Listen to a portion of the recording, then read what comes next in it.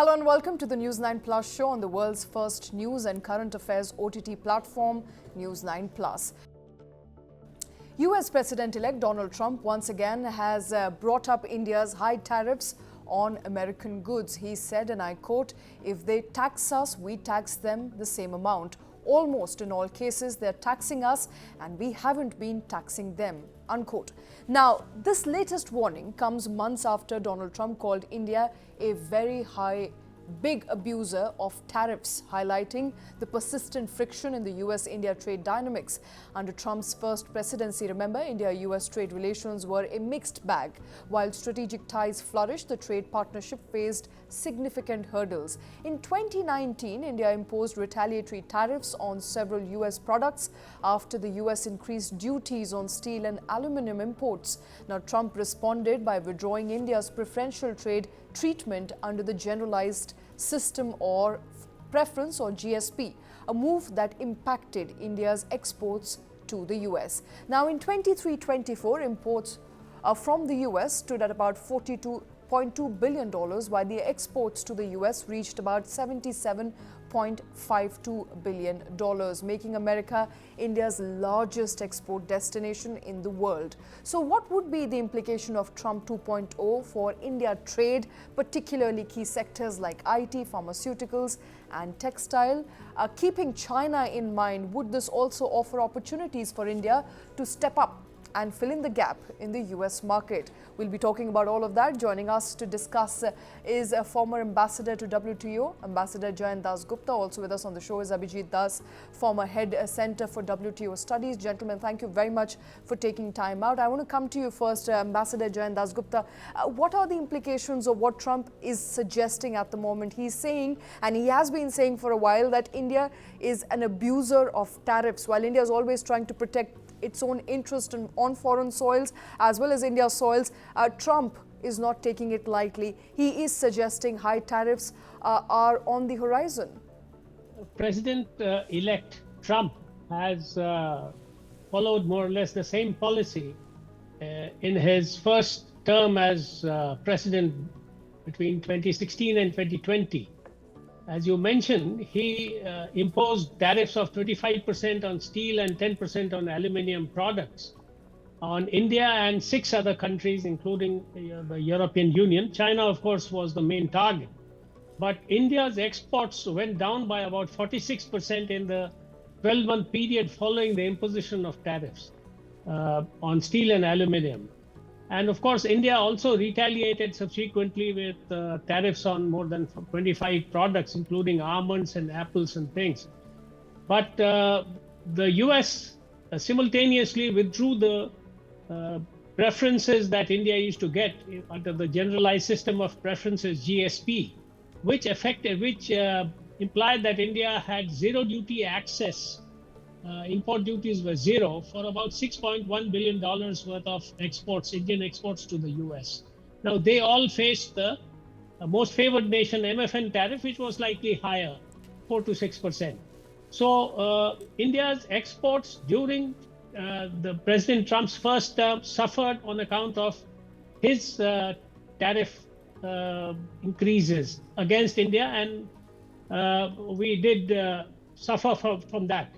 Now, what he has in mind is that he completely disregards the US commitment to the WTO of most favored nation, which implies that if you have a commitment that you will allow all other WTO members to export to you at, let's say, X% for a particular product, you cannot raise that tariff unless you find that it has been dumping or subsidizing, or there is a serious threat to your domestic industry, right, which calls for safeguard action. So only in such circumstances you can raise the tariff.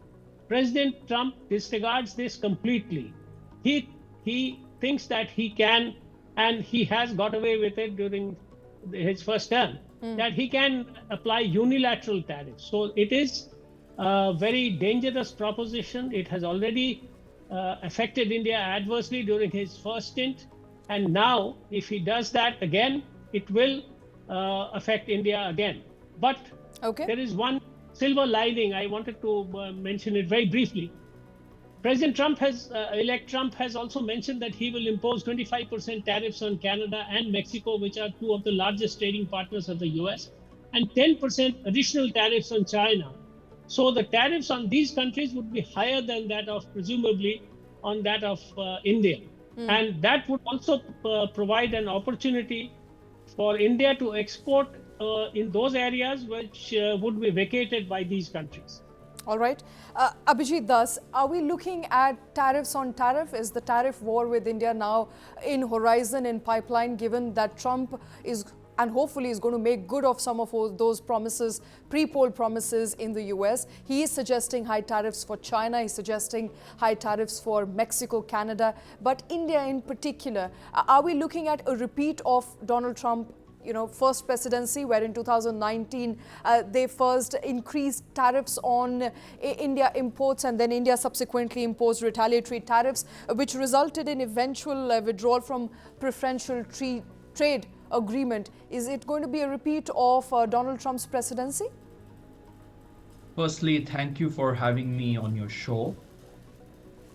It is likely to be a repeat of Donald Trump's presidency, and the repeat is likely to be in a much worse form.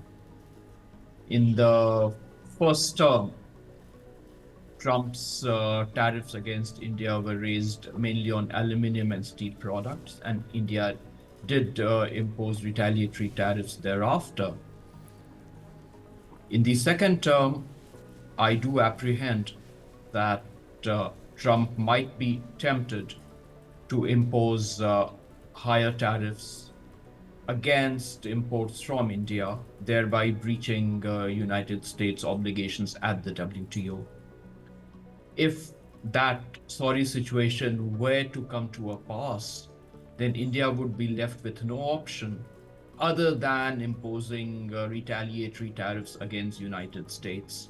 Let's bear in mind that President Trump is transactional. His threat and possible imposition of high tariffs against India is also aimed at securing leverage at the negotiating table.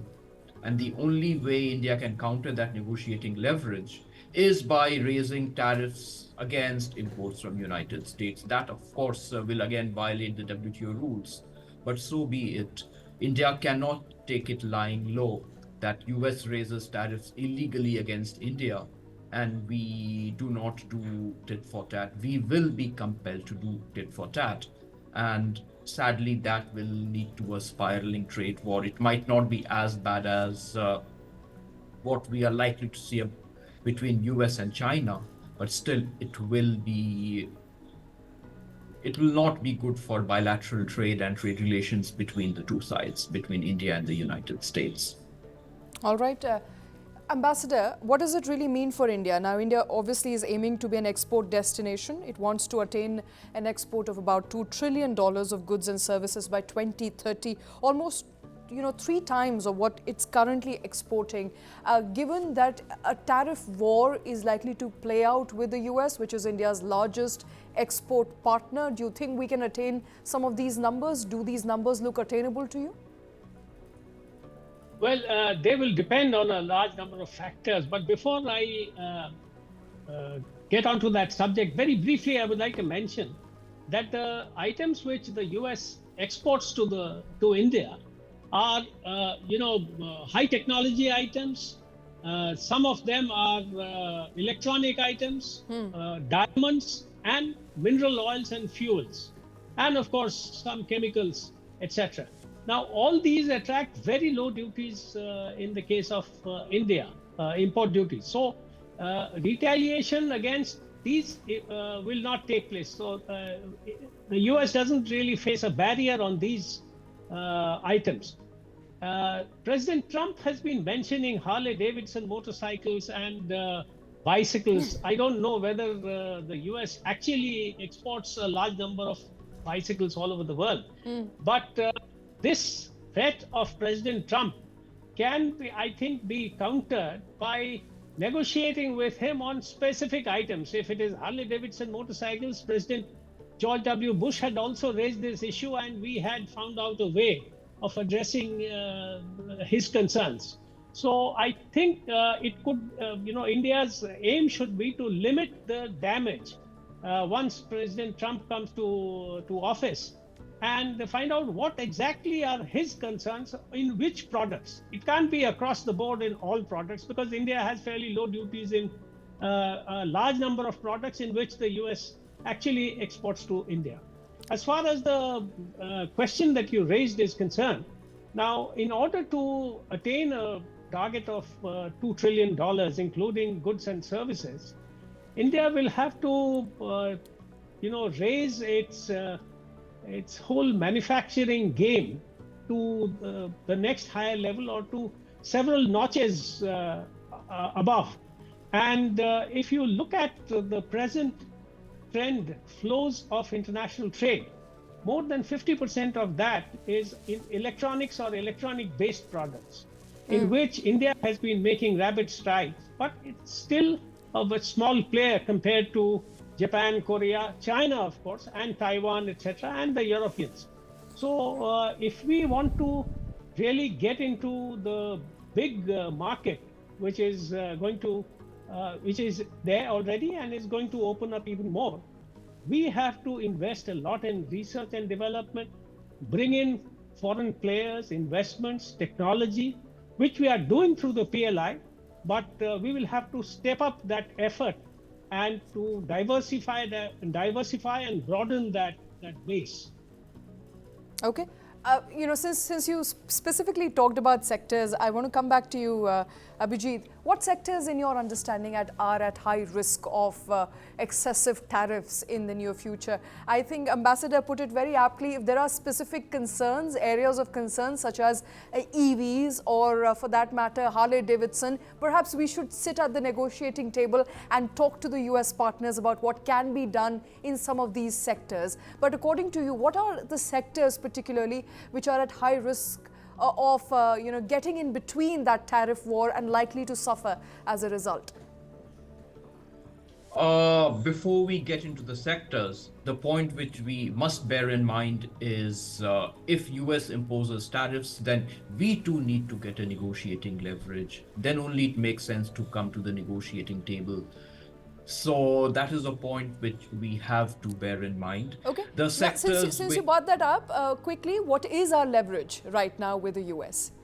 Right now, our leverage, if the US imposes high tariffs which breach the US commitments, then at this juncture, we have no leverage.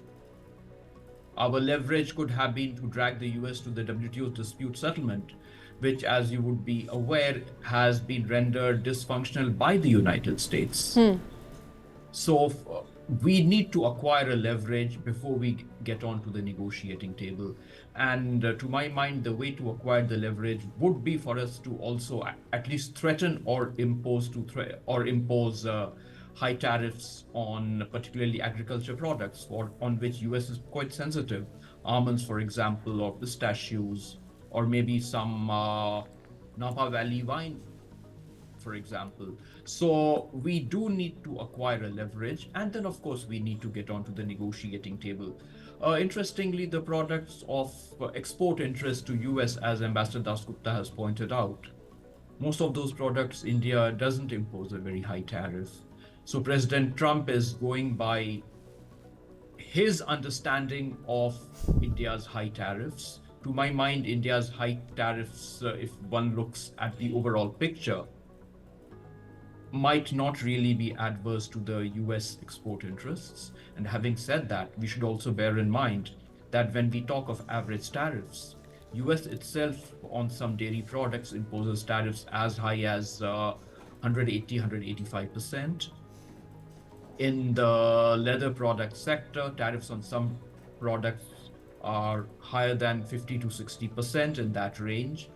Then in the oilseeds, edible oil sector, US again on some products has tariffs as high as 300%.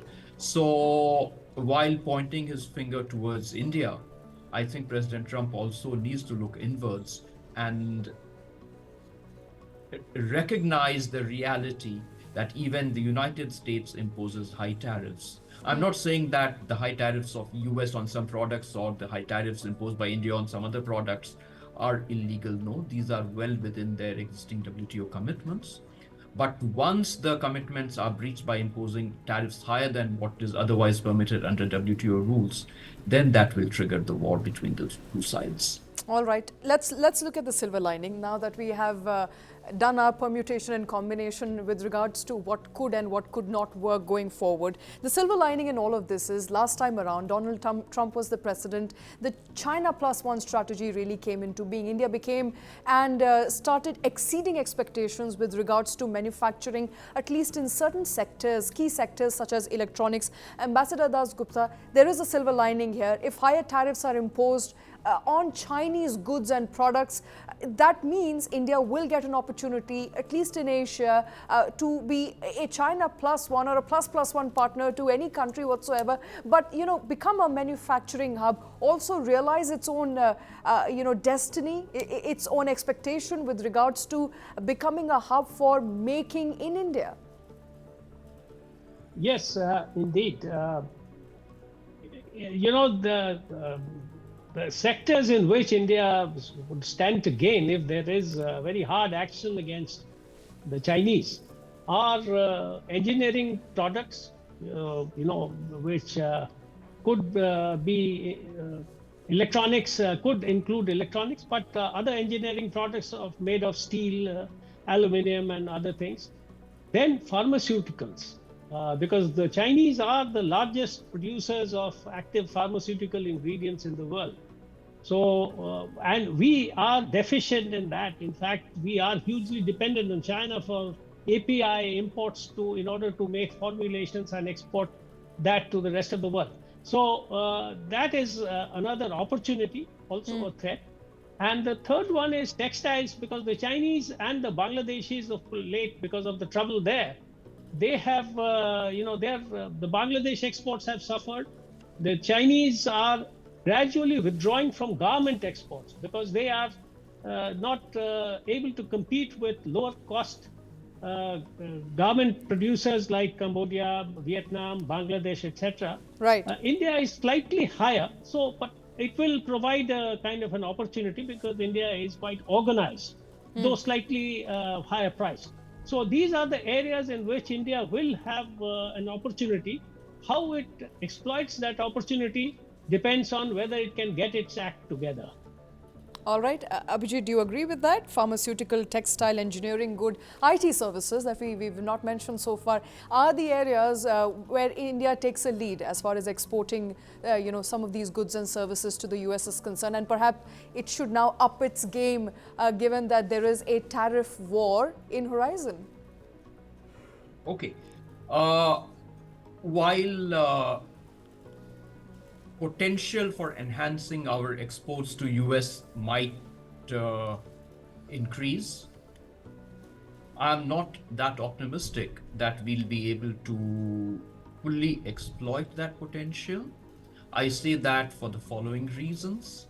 Number one, during President Trump's first term, when the US-China trade war started, opportunity was created. Who took advantage of that opportunity? It was not India.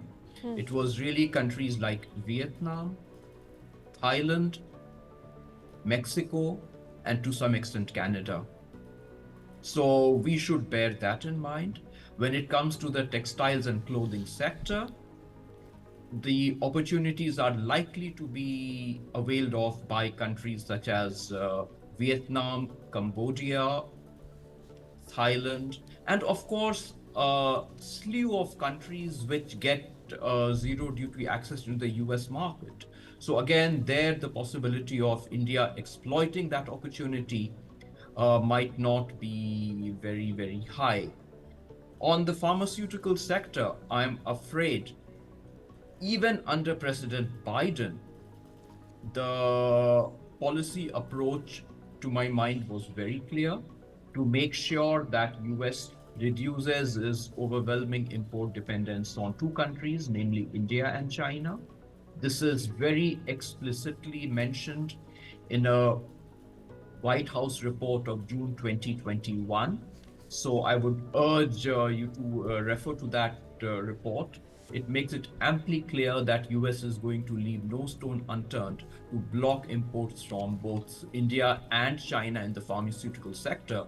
Let's also bear in mind that some of our exports in pharmaceutical sector particularly have a lot of Chinese imports. Right. That can be used by US as an excuse to block our pharmaceutical exports. You're very true that in IT, yes, IT-enabled services, we do have an export potential. We are doing fairly well.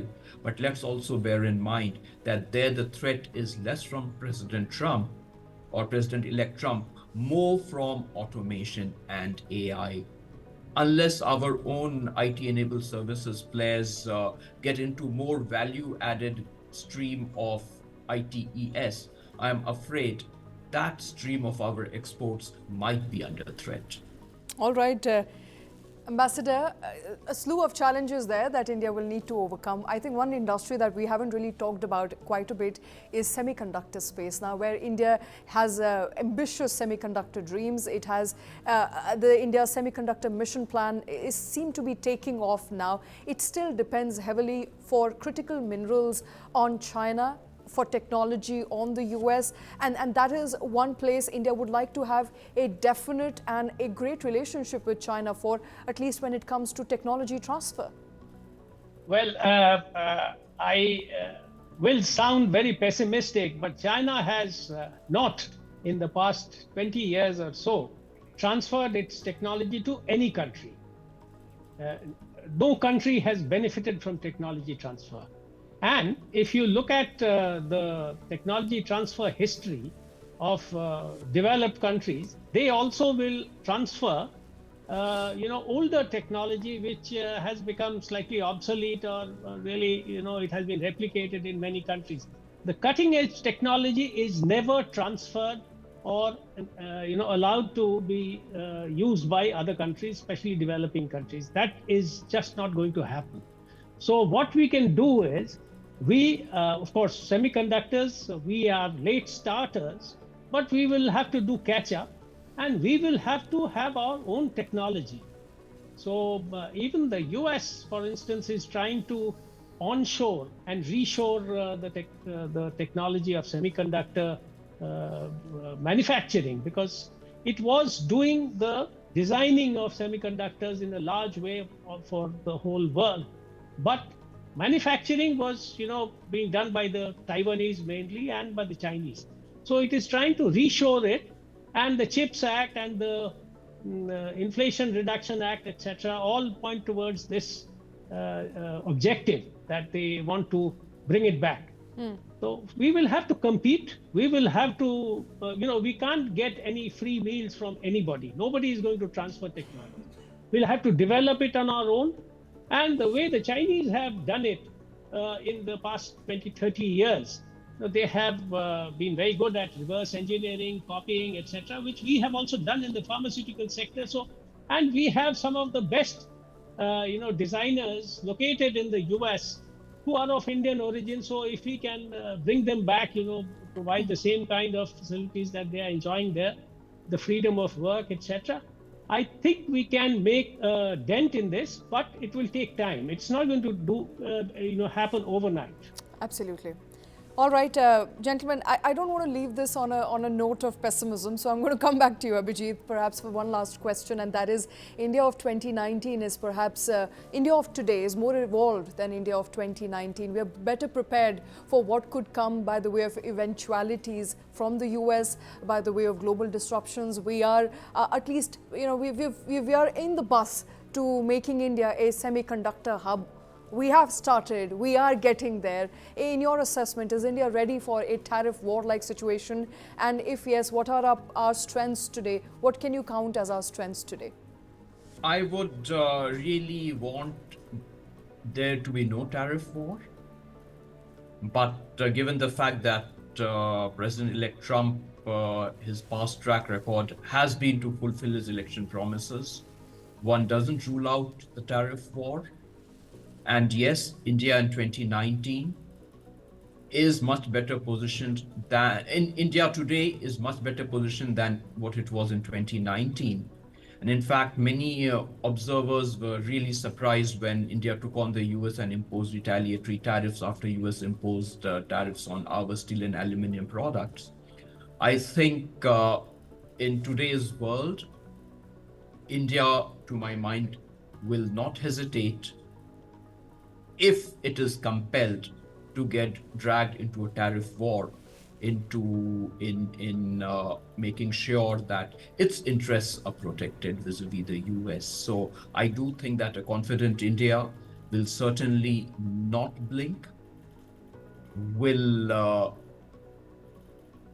given the power asymmetries, given the financial asymmetries between India and US, to the extent possible, India will not shirk from imposing retaliatory tariffs if it is compelled to do so.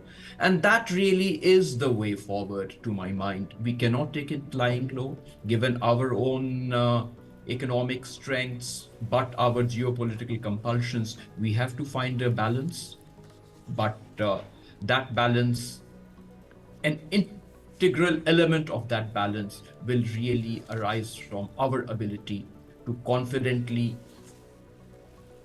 seek to impose tariffs on a broad range of US products if we are compelled to do so. So in a nutshell, I think India today is much better positioned than 2019 to take on the US if the US compels us, forces our hand into a trade war. All right. Ambassador, your job and the job of your colleagues in bureaucracy is going to be tougher. And, throughout the presidency of Donald Trump in his first term, we've seen a great many events by the way of Howdy Modi, Namaste Trump, trying to envision a partnership like never before. At the same time, we've also seen tariff wars playing out. So it was a mixed bag sort of presidency. The first term, the second term, as many are predicting, could be worse or better. It's going to be a tough job for some of your colleagues there to maintain India's position as far as trade relationships is concerned between the two countries. I think what has changed in the past 8 years is that we are now buying a lot more of defense products. And of course, the Indian aviation sector has really taken off. So we are buying a large number of Boeing aircraft. Various airlines are doing that.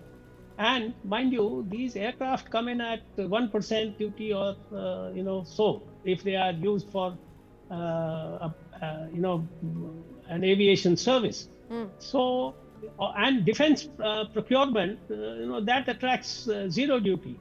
So if you, and aircraft of course figure in the overall trade balance, but defense procurement doesn't figure at all. So we have to talk to President Trump and his team, including Howard Lutnick, who's been named as the new Commerce Secretary. Right. And say that, you have to look at the balance. You can't, just pick up Harley Davidson or bicycles or some stray products and say that, all right, you are charging so much. You have to look at the overall picture. And that is not so dismal for the US. It is quite bright.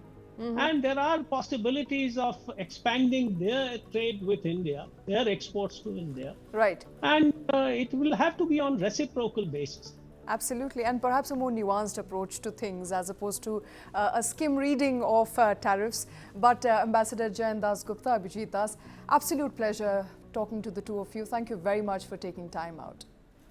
Tensions seem to be now mounting for Mohammad Yunus' interim government in Bangladesh. Amid its worsening relationship with India, Myanmar's insurgent groups have now taken control of parts of Bangladesh in its southeast borders. According to news reports, Myanmar's insurgent group, the Arkan Army, has seized parts of Bangladesh's Teknaf region. Now, this area is not only strategically significant but also sensitive due to its proximity to Rohingya refugee camps and Bangladesh's famous St. Martin Island. Now, Myanmar has been consumed consumed by a civil war since the army seized power in a coup in 2021. Rakhine had become a focal point for the civil war in which pro-democracy guerrillas and ethnic minority armed forces took on the country's military rulers after the army ousted elected government of Aung San Suu Kyi. Now, the Arakan army is in control of the entire area, and the 270-kilometer border dividing Myanmar from Bangladesh has come out and said that there are as many as 11 militant groups operating out of Rohingya refugee camps in Bangladesh. They are killing, raping, kidnapping and torturing the minorities, and that there is a presence of Al-Qaeda and Jamaat-e-Islami in those regions and in that area. What does this really mean for India as well as for Bangladesh? Also, India is setting up, remember, Kaladan multimodal transport projects, or KMTTP, which was aimed at conducting the port of Kolkata with the port of Sutwe in Rakhine of Arakan state. From there, it would be connecting to Mizoram by road. Now, this project has the waterways component and road component. Waterways has been done. What's remaining is roadways that would connect the Sitwe port to Mizoram. Joining me to discuss the future of this project as well as what's really happening in Bangladesh, the challenges that lie for Bangladesh vis-a-vis the insurgency and the rule of Arakan army in Myanmar. Joining us on the show is Major General Sanjay Meston, defense and geopolitical expert. Also with us on the show is Colonel R.S.N. Singh, a former research and analysis wing officer and senior journalist, as well as author Subir Bhomik. Gentlemen, thank you very much for taking time out. Mr. Meston, I want to come to you first, sir. What are you making of what's really happening in Myanmar right now, and how significant are developments vis-a-vis Bangladesh? Firstly, there are a lot of significant developments which seem to have taken place. I think the Arakan army has taken over all the border outposts of the military junta and has also captured the area of Taknaf, which is just actually in the area of Cox's Bazar, where actually I have myself been there in 2007. And therefore, the Rakhine state is what Arakans are looking.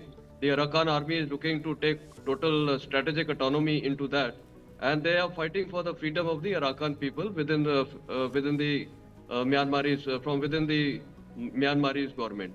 So therefore, the way things are, I personally feel it is of little strategic advantage to India, and I will say why. Firstly, you talked about the Kaladan project.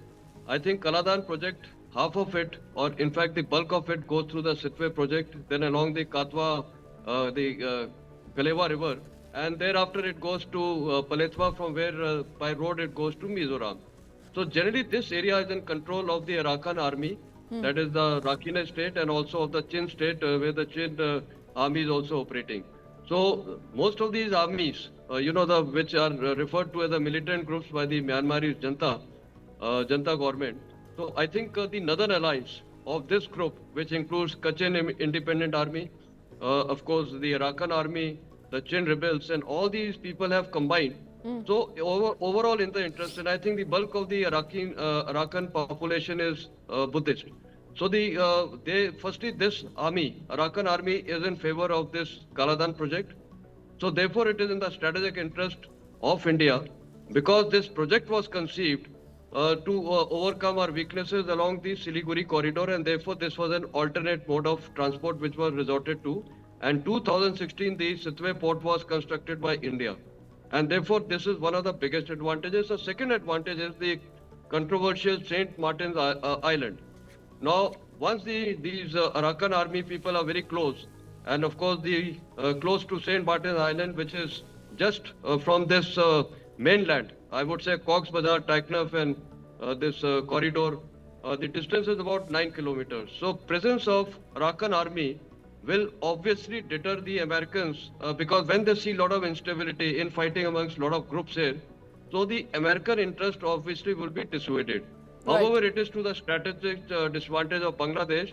But as on date, where the where the government of Bangladesh, the interim government, is not aligned towards India, I think whatever developments have taken place, it probably is to the strategic advantage of India. All right, Colonel Singh, the Arakan army is saying we'll allow Kaladan project to go on and will not deter any any substantive efforts to connect that roadway? The waterway has been made, the roadway. In your assessment, should India be worried right now? No, not really, because firstly, let me put it this way. What you see is happening in Myanmar is a proxy war. Now, there are US proxies, there are Chinese proxies, and where do you put India? I just leave it to you. But we do have institutions and leverages. You cannot deny that. So US versus China proxy war, the Chins are there, the Nagas are there, the Kachins are there. They're all part of the national unity government and the People's Defense Force. And then you have this, three brotherhood alliance, where you have this MNDA and, Kachin, this Arakan army, and then you have the TNLA. Now, historically, what is the truism is that you have an inner Myanmar and you have an outer Myanmar. And outer Myanmar has always been in a very, very tenuous bond with the inner Myanmar, which is inhabited by the Burmans, who are the Buddhists. And when I was talking about this American influence through the church, that is the Baptist church, so I told you that the Chins are there, the Nagas are there, the Kachins are there, the Karenis are there, the Karens are there, right? So this entire ring is, they are all US proxies. And let me tell you, a lot of people were telling me, that Arakan army, their weapons are being supplied by the Chinese through the USWA. That is the United States War Army, which was once upon a time the Communist Party of Burma, right? And there were very fierce, fight those days, before Deng came in. So have you ever noticed one thing? I don't know. Let me put a question like this: who do you think has the biggest stakes in Myanmar at the moment? Of course, we have. But the Chinese also have huge stakes. Absolutely. There is the Chokview port, madam, where they have invested $7 billion, $7.2 billion. Then there you have this oil and gas pipeline going from Chokview to Yunnan. And then you have this special economic zone there created. And I think at a cost of about $1.2 billion. Now, have you noticed something? That the Arakan army or any of these ethnic EAO, you may call them, ethnic armed organizations, they have never targeted any Chinese interests, including the pipeline that gas and long gas and oil pipeline. So therefore, they are not going to target this Kaladan project. I have heard the interview of their leaders as of yesterday. They have said that there will not be an obstacle to it. And as it is, you see, I mean, the Chinese have realized, we also realized in 88, 89, that, I mean, this is the arrangement that is there in the country. That is the tenuous hold they have over these Kachins, all these, the outer Myanmar. So they have pitched their policy accordingly. They have decided to live with that chaos, a controlled chaos. The Chinese know that there is a chaos, so they live with the controlled chaos. They have their linkages, they have their proxies, and I think we also, we must be having our linkages.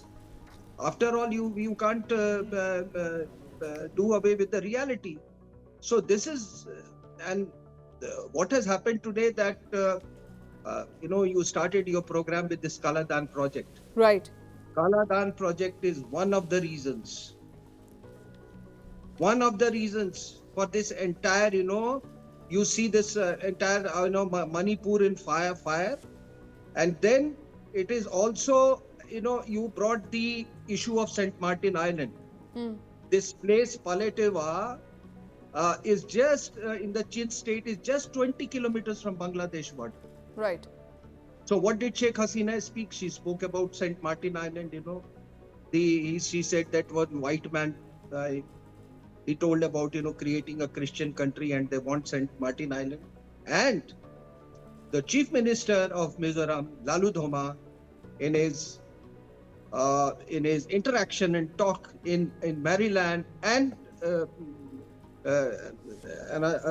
in Indianapolis, he made it very clear that yes, there is a project about a Christian land carved out of Myanmar, India, and Bangladesh. So please look at this entire problem with a holistic perspective. Right.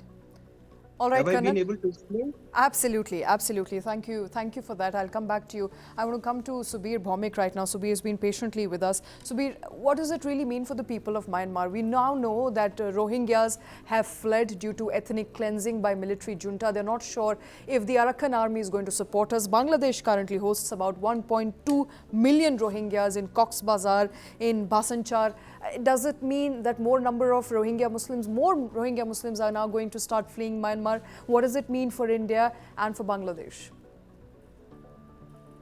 Well, the Rohingyas have burned their boats both ways. They targeted the ARSA, the Arakan Rohingya Salvation Army, attacked 40 Burmese posts in 2017, and that started the latest wave of problems. The Burmese army hit back very heavily, forcing tens of thousands of Rohingyas to flee. Now, in the present round of fighting between the Arakan army and the Burmese military junta, the Rohingya groups have sided with the Burmese military, which means they have upset the Arakan army. And the Arakan army today is not only attacking the fascist military junta, as they put it, but also their Rohingya, and they call them illegal Bengali. Yeah, that's how they pronounce it. Yeah, because I've lived in Myanmar and speak the language. So, the Rohingyas have burned their boat, and they are now going to face the wrath of the Arakan army. Now that the Arakan army has taken control of Mongdo and perhaps the entire border region with Bangladesh, the Rohingyas will find it very difficult to flee into Bangladesh. But given a chance, they will, because they are in serious trouble. That's number one. Okay. Let me also bring you up to date with certain things which Colonel Singh was talking about. The Chinese have already intervened in Myanmar. We are sleeping. They have forced the MNDDA, the Kokand rebel group, and the TNLA to sit on talks, to start talking to the military junta. They even interned the chief of the MNDA, one of their top commanders, Pen Dak-sun, in Kunming, until he agreed that I will start talking. We will start talking. There's also another point. These ethnic rebel groups have not touched Chinese interests, but the PDF, which is Burma, which is largely ethnic Burma, they have set off explosions in two off-take stations in Mandalay on this Yunnan-Chakpyu pipeline. So they have made no secret of their dislike for the Chinese, because they think that the military junta is backed by the Chinese. The ethnic rebel groups have not directly targeted. The UWSA is basically very close to the Chinese. They have even given them aerial manpads to shoot down helicopters, which is why the Burmese military have never touched the UWSA in the last couple of years. But the Kachins today control the rare earth mines of Chipui and Pangwat. And they have closed the gate, the main gate of Muse, through which these rare earths were going to China. And this has led to a panic in the stock market, where the Chinese companies dealing with rare earths, their share value has fallen in the last 3 days. I closely monitor, the Shanghai stock market. So what we have done so far is wait and watch. Jaishankar said, in Myanmar, our policy is wait and watch. We repose total faith. And there was a point of time when Colonel Singh will know, the late B.B. Nandi, when he was RAW's additional secretary, had set up a very good link between us and the Kachins. But we discontinued that. We put all our eggs in one basket. we decided to go with the military. Now the Kachins, well, the Americans cultivate them, rightly said, through church and other linkages. The Chins, we don't have real much contact. And we have said we believe in wait and watch. We didn't even send a peace mission because we have ties with the Burmese military. We know the ethnic organizations Right. and of course the major political parties. But we sat and we said we will wait and watch. We repose total faith in ASEAN 5-point consensus. As far as I'm concerned, and I have a little bit of military education, I'm an importer. So, I think wait and watch is the other name of strategic inaction. We have done very little. As far as the Arakan army is concerned, because of Operation Leech and the history is old, they didn't trust us initially. They, in fact, attacked some of the boats that were carrying construction material for the Kaladan project. But belatedly, they are trying to, warm up to India. They are saying Right. that we will not obstruct the Kaladan project because Kaladan project leading to the development of Seatway Port and the waterways, that actually is a project which benefits the Rakhine province economically. Okay. Yeah, and it does not affect the fishing grounds, which the Chinese project does. The Chokpyu project affects the local Rakhine fishing grounds very seriously. Lastly, I'd like to make this point. In Bangladesh, Yunus and his people sort of are pampering this anti-Indian sentiment, and some of their ex-servicemen are saying we can conquer Calcutta in 4 days and all that nonsense. Let them first go and deal with the Arakan army, because the problem is, as far as the Bangladesh government is concerned, at some point of time, they were playing footsie with all these rebel groups on their border, with the Rohingya certainly, but even with the Arakan army. But now that the Arakan army has fallen foul with the Rohingya groups, and I've already told them that we will sort you guys out because you sided with the Burmese military. Even a brigadier general, guarding this Momdao area has been arrested by Absolutely. the Arakan army. They have captured 12 out of the 18 townships in Rakhine province. Yeah, 66% of the land area of Myanmar today is controlled by ethnic armed groups and the PDF and this other, pro-resistance group. So Burmese military junta has practically lost Absolutely. the amount of territories that Right. they don't really have, any wherewithal to run a national government anymore. Right.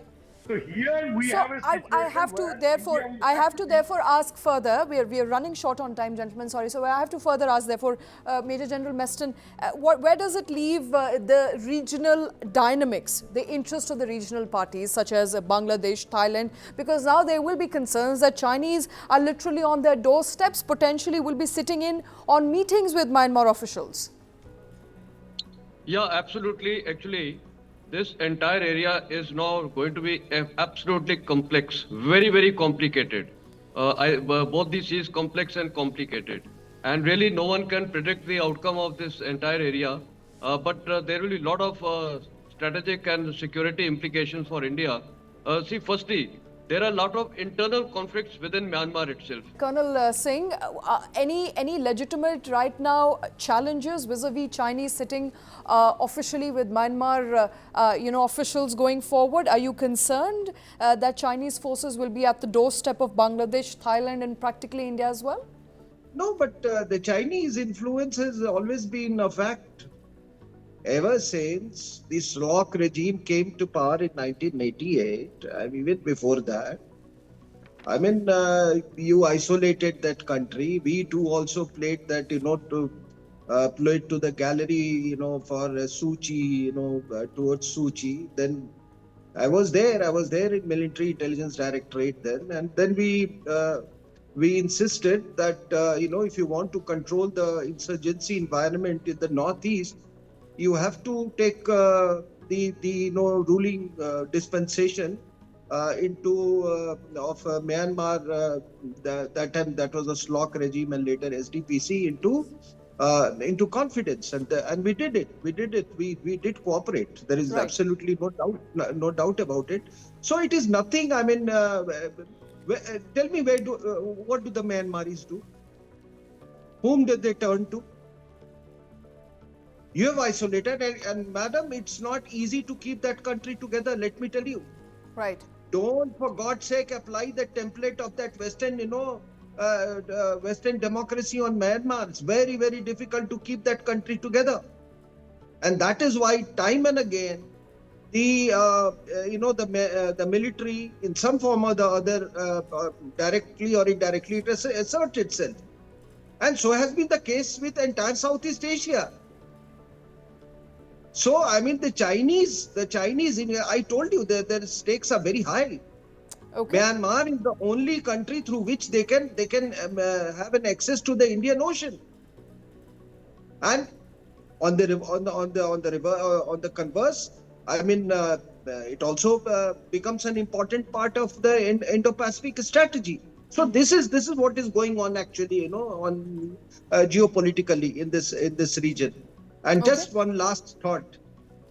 Bangladesh, I would advise, I mean, not to be so belligerent in their comments about India. They should not forget that the Arakanese are not too far away from Chittagong Hill Tracts, which actually shouldn't have gone to Pakistan. Okay. All right. I may just say this. All right. Mr. Bhawmik, before I let you go and before I let all of you go, there are legitimate concerns, of course, that Bangladesh's support, both tacit as well as overt, has led to Rohingya armed actors facilitating the rise of militant groups and the Arakan army taking over that large part of the border area. And it's turned out to be a headache today for Bangladesh, if I may put it that way. And, should UNO's government be at this point prepared for what's to come? Because this is literally sitting on their borders right now, Arakan army, and trying to capture some of its own strategic points as well. Well, the Arakan army is perhaps one of the three most strong, the three of the strongest rebel groups or ethnic armed organization in Myanmar today. Apart from the UWSA, the WAS, the Kachins, they are the best. And they were raised by the Kachins actually, in 2007-8. But the point here is, Yunus and the Bangladesh government can do very little. If the Arakanis and the Kachins and these groups are not listening to the Chinese and sitting for talks. Some groups have, the MNDDA and the Tangs have, the TNLA. But Kachins have refused to start talking to the junta. So have the Arakanis. They have continued with the military campaign. If they're not listening to the Chinese and they're not giving much, to us except sending in olive branch that we will not disturb the Kaladan port because Kaladan project, because it benefits them. You mean to say they are going to take anything from Yunus? They are going to take anything from Bangladesh? They are going to give it them. They are going to do what is in their best interest. Now there is a major contradiction that the Arakan army is now caught up with. If they take over a few more townships, they can jolly well raise their flag and say Arakan is independent. Something that most patriotic Arakanis or Rakhines have wanted since 1784 when the Burmese king took over this kingdom. But now that they are also aligned closely with the NUG and the other Burmese resistance groups, they have already said that we are not going to declare independence, we are going to take this fight for democracy ahead, which means that we are not going to announce a separate Arakan or Rakhine, but we are going to stick it out with the NUJ and the other ethnic groups to actually kick out the military junta from power. So it's going to be a difficult position. The Chinese role is important because they have, listen. The Chinese have very clearly said that they are going to back Min Aung Hlaing, General Min Aung Hlaing. They made it very clear. They hosted him for the first time. Recently, they hosted him in Beijing. And they said that we are going to, keep these people, we want them to talk. Absolutely. It's going to be a very tricky position right now, but I think we've run out of time, gentlemen. Thank you very much for taking time out. Major General Sanjay Meston, Colonel R.S.N. Singh and Subir Bhawmik, thank you for taking time out for joining us on the show.